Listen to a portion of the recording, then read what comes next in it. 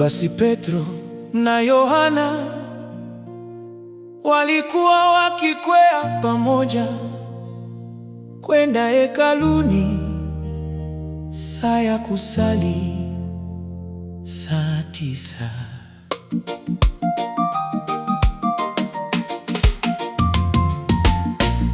Na mtu mmoja aliyekuwa kiwete toka tumboni mwa mamaye alichukuliwa na watu, ambaye walimweka kila siku katika mlango wa hekalu uitwao Mzuri, ili aombe sadaka kwa watu waingia ndani ya hekalu.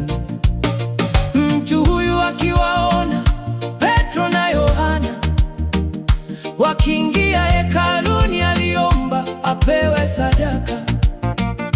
Na Petro akimkazia macho pamoja na Yohana akasema, tutazame sisi. Akawaangalia akitaraji kupata kitu kwao, lakini Petro akasema, mimi sina fedha wala dhahabu, lakini nilicho nacho ndicho nikupacho. Kwa jina la Yesu Kristo wa Nazareti, simama wende.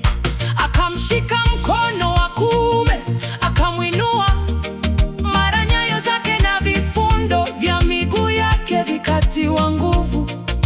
Akaondoka upesi, akasimama, akaanza kwenda. Akaingia ndani ya hekalu pamoja nao, akienda akirukaruka na kumsifu Mungu. Watu wote wakamwona akienda akimsifu Mungu, wakamtambua ya kuwa yeye ndiye aliyekuwa akiketi na kuomba sadaka penye mlango mzuri wa hekalu.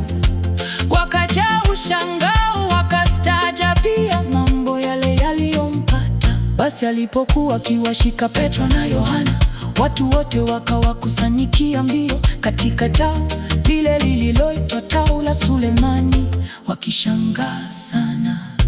Hata Petro alipoyaona haya, akawajibu wale watu, enyi Waisraeli, mbona mnastaajabia haya?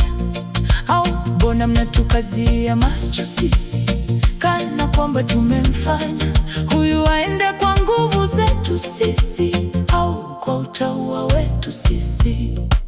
Mungu wa Ibrahimu na wa Isaka na wa Yakobo, Mungu wa baba zetu, amemtukuza mtumishi wake Yesu, ambaye ninyi mlimsaliti na kumkana mbele ya Pilato, alipokuwa ametoa hukumu yake afunguliwe. Bali ninyi mlimkana yule mtakatifu, yule mwenye haki, mkataka mpewe muuaji, mkamua yule mkuu wa uzima, ambaye Mungu amemfufua katika wafu, na sisi tu mashahidi wake. Na kwa imani katika jina lake limemtia nguvu mtu huyu mnayemwona na kumjua. Na imani ile iliyo kwake yeye imempatia huyu uzima huu mkamilifu mbele yenu ninyi nyote. Basi sasa ndugu, najua ya kuwa mliyatenda haya kwa kutokujua kwenu, kama na wakuu wenu walivyotenda. Lakini mambo yale aliyohubiri Mungu tangu zamani kwa kinywa cha manabii wake wote, ya kwamba Kristo wake atateswa, ameyatimiza hivyo.